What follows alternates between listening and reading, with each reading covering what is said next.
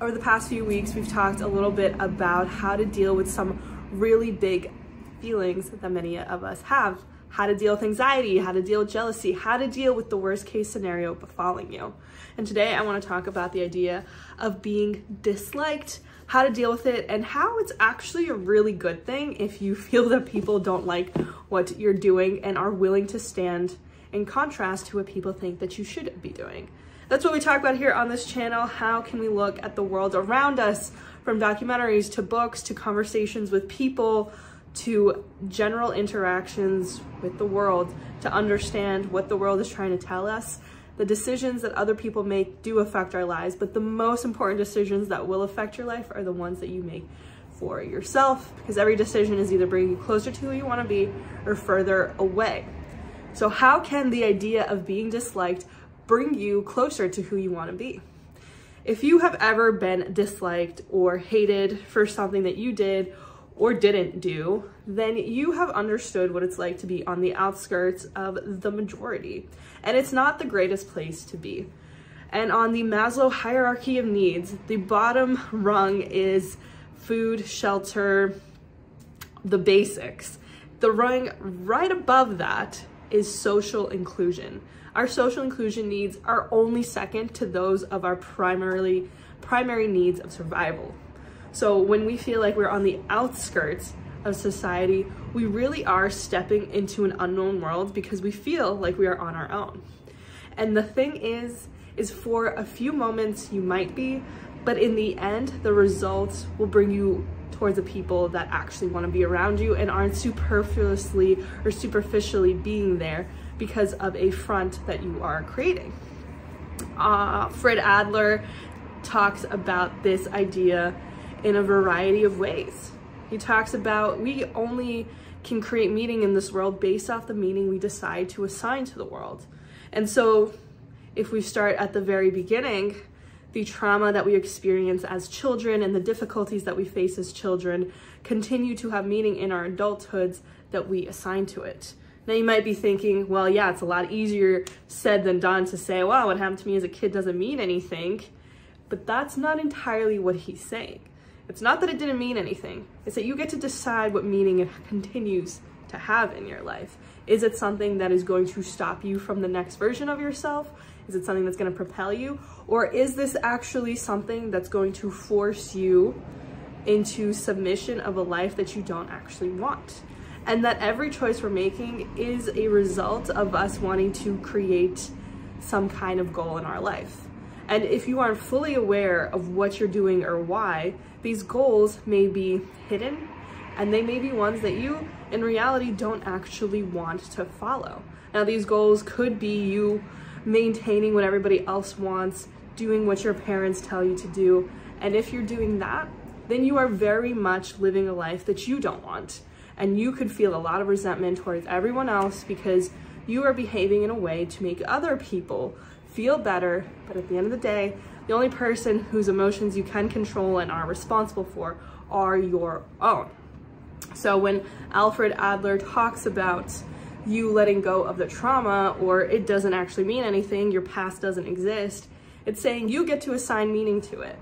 And if you have ever read Man's Search for Meaning by Viktor Frankl, who was a Holocaust survivor, he says the same thing. You need to assign meaning to your suffering in order for you to be able to get over it. So can we look at our life the way it's been and assign a different meaning to it? Can we let go of what happened by trying to see it from a different lens?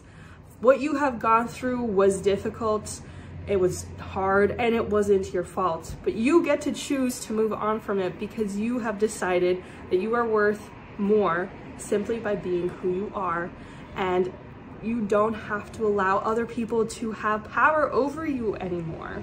That's what he's saying by the trauma and the past don't matter. What do you want from your life and how can you overcome it? He talks about every single person has different tasks in life, and that when you feel uncomfortable or you feel run down or you feel like you're lost, it is because you are trying to accomplish other people's tasks instead of your own. Now you might be asking, well, what's a task? Your task might be to show up as you genuinely are in a relationship, and the other person's task is for them to receive it or to not. And if they choose not to receive it, that is their task and that's on them. And then you have to reciprocate and say, okay, this person doesn't want me there. My task is to accept it. It's not to change it. It's not to force something else on them. They made their decision on their task. I need to make a decision on mine. You cannot control another person's perspective or life, what they eat, what they wear, what they do, unless you are a parent of a child, and even that eventually ends. So, what are you going to do next? How are you going to differentiate your tasks from the person next to you, from your loved one, from your boss, from your job, from the overall world outside, the person that is you? Can you find a way to separate the rest of the world and your own view of it? And that will, at the end of the day, probably lead to people not liking you. And at the end of the day, if you're a person that is liked by everyone, it is because you are shifting yourself into different versions so that other people can deal with who you are. You're being tolerated and you're not being celebrated, in the wise words of Taylor Swift. Do you want to go through this life constantly just being tolerated by everyone around you because they can't stand the real version of you? And he also brings up the idea, well, one of the young person who he's having this conversation with asks, well, what if those people leave? Well, what if they do? They decided to react a specific way, and it is up to you to accept it. There's a lot of acceptance that you need to do in this world, and acceptance doesn't mean that you agree with it or that you understand it or that you are super happy about it. Acceptance means this is the reality of the situation. It cannot change, and I'm going to choose to move forward and to move on. So how are you going to move on once you decide a different meaning? Can you decide a different meaning? And that is the next question. How can you be happy in this world? And he mentions that in order for someone to be happy, they need to feel a part of a community. And now you might think of community as your neighborhood or a church or a culture that you are part of and are part of that group. And what he means by community is more general in its idea, in the sense that the universe and everything in it is the community that you're a part of. You're part of this higher understanding of the world. You're part of this higher experience.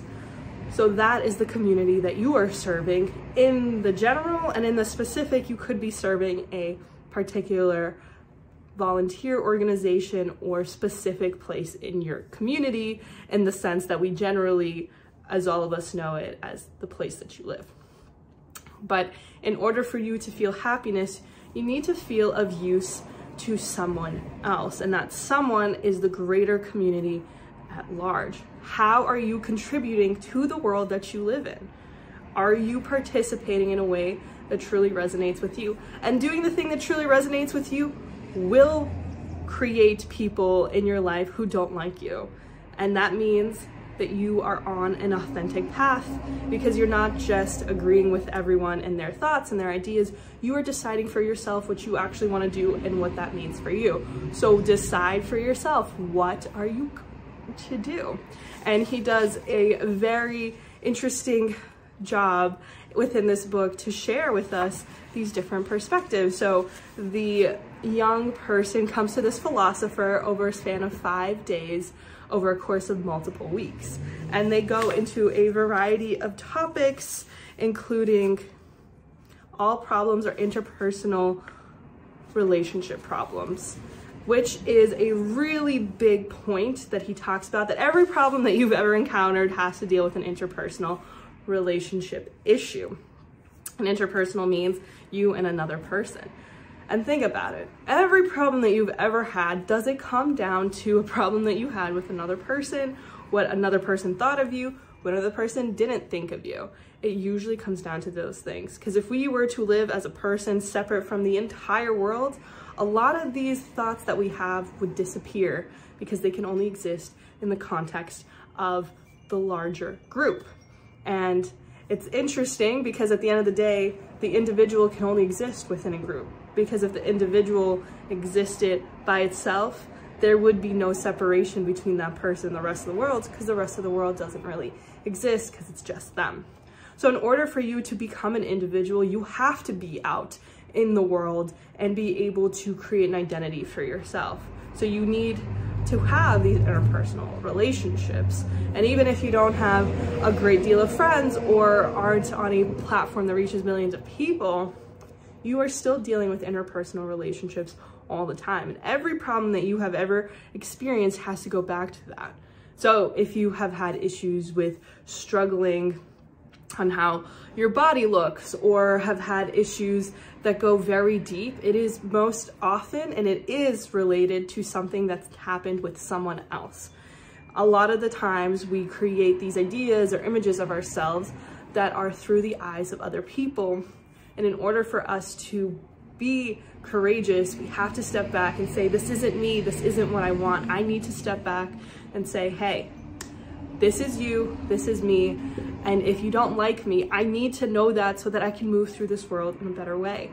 If you spend the rest of your life around people who don't like the real you, the you that shows up at a party and is fun and exciting, that cares deeply about the world and wants to share about the documentaries and movies and the books that they're enjoying, then you aren't showing up as your true self. So the day that you do show up as your true self, the day that you stand up for yourself and you say, hey, I don't want to talk about this, this makes me sad, or this hurts me, I don't want this anymore, and that person decides to leave, it is truly for the best. And in the moment, it's hard to see it that way. I've had to do that with some people. I say, hey, I don't want to talk about this anymore, and then they never spoke to me again. And if it is a fragile relationship in that way, let it break. Let it end. Let it come to a standstill so that you can move forward and spend your energy and time in a place and a direction that is good for both of you. Because that person finally has to see a different version of you that isn't serving them, and now you are faced with the same information. So take a look at the decisions that you're making and how you're offloading your power to every single person. My parents hurt me when I was a kid. My boss hurt me now. My friends suck too. If you're constantly giving your power to these other people who are getting to make decisions about your life, you will never be able to be happy because you don't have the courage to move on from them and say, hey, if you don't like this, that is your decision and you get to make that decision, but then I also have to make the decision to move on for myself. So if you have the courage to be disliked, you then also have the courage to be happy, because you can then find your place among people who want to be there, who want to show up for you. And if you aren't in that place, you'll never be able to be happy. So stop giving meaning to things that don't have it anymore, except for the meaning that you assign it. What if you had a life that was exciting and fun and the people that you talked to made you happy? When was the last time every person and every interaction you had brought you joy, or a new piece of information, or a laugh, or a smile? When was the last time that happened? And if you're constantly surrounded by people who are complaining, who are hurtful, who are mean to you, you can't be happy. And you're already putting yourself in this situation where you're disliked because you don't like yourself in those moments. You don't like the version of yourself that you are when you're around people who complain all the time, who are hurtful, who can't show up for you, who aren't thoughtful, who don't care about your birthday, who don't call you to ask how you're doing. They want to talk about how they're doing, and because of that, they might ask you how you're doing, but they probably won't. And if they do, it's only so they can quickly change the topic back to themselves. How do you feel around these people? And do you like that version of you? We don't want to be disliked by every other person in the world, but how we view ourselves matters a lot more, because you have to live in your mind 24 hours a day, 7 days a week for the rest of your life. So the person that you should be really worried about, who likes you or not, is yourself. And if you struggle with being alone, with thinking positive thoughts about yourself, that is the person whose thoughts about you should try to change. The version of yourself that you want to be, the greatest version of yourself, is not the version that's doing everything, that is agreeing with everyone, that's being this clown that is making everyone happy. It is the version of you that says no. It's the one that says, this is still what I like, even if you don't understand it, and that's okay. Who you are is great, as long as the decisions you're making truly align with yourself and that they're not being done so that you can pacify somebody else's beliefs about you and what makes them feel better about themselves. There's so many people who want you to keep making the same decisions that you're currently making because it makes them feel better about their own life. If you've ever heard people say, well, I got to 30 and I had to get married because everybody else told me, they were probably being told that by other people who got to the same age and were told by others to get married. And then what do those same people do? They tell the next person they know that's 30 to get married as well. People want other people to make the same decisions as them so that they can have someone to complain about their lives with. And it's okay if the people that make these commands of you, demands of you, don't like you, because they don't like the life they're living, so they want someone else who doesn't like the life that they're living. So don't give these people any more time or attention. Be the person that you want to be, because if you don't like yourself, that is a much bigger task to deal with than if someone else doesn't like you. Because guess what? You can stop talking to them. You can limit your time with them. You cannot limit the time that you have with yourself in your own mind and in your own space. You have to deal with yourself for the rest of your life. So shouldn't you be the person who likes yourself the most out of everyone? You need to be the one that can stand up for yourself and say, this is what I like, this is what I don't like. Because oftentimes when we go against the person that we want to be and the version of ourselves that feels authentic, we resent that person, we complain about it with our friends, we hate it in the moment. So now this one interaction, one decision has effects into many days after and the lead up to that day. So if you don't like yourself, it doesn't matter what other people like, you're already digging yourself into a hole that you can't get out of unless you start filling it with reasons why you do like yourself and getting to know yourself. And that's really the point. Intentional choices and decisions can only happen when you step back and say, is this the life that I really want? And if it is, great. If it's not, you can decide to change again. As long as you are able to wake up in the morning and make another choice, or in the next moment decide to be a different version of yourself, you can choose again. And you are under no obligation to be the person you were 15 seconds ago. You can choose to not agree with who you are right now, 10 minutes from now. That's okay. You are not obligated to answer to anyone's messages or calls or texts. You can decide, and you don't owe another person an explanation, and that might be hard, and you might have been on the receiving end of that. Somebody cut you out for what feels like no reason, or you put up a boundary and they cut you off. It's okay. People who are supposed to be in your life will be there. The people who want to show up for you, who aren't there because they're getting some weird benefit out of it or some very explicit benefit, they're just there until that benefit ceases to exist, or until they find somebody who can offer even more time with even less obligation for them to reciprocate.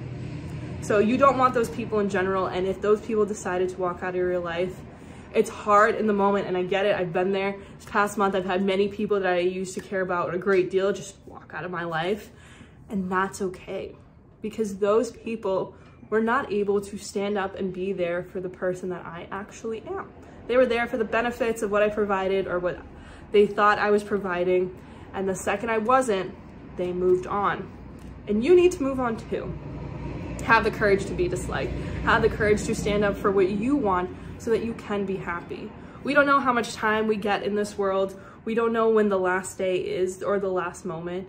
All we do know is that what we have is right here, right now. And that's it.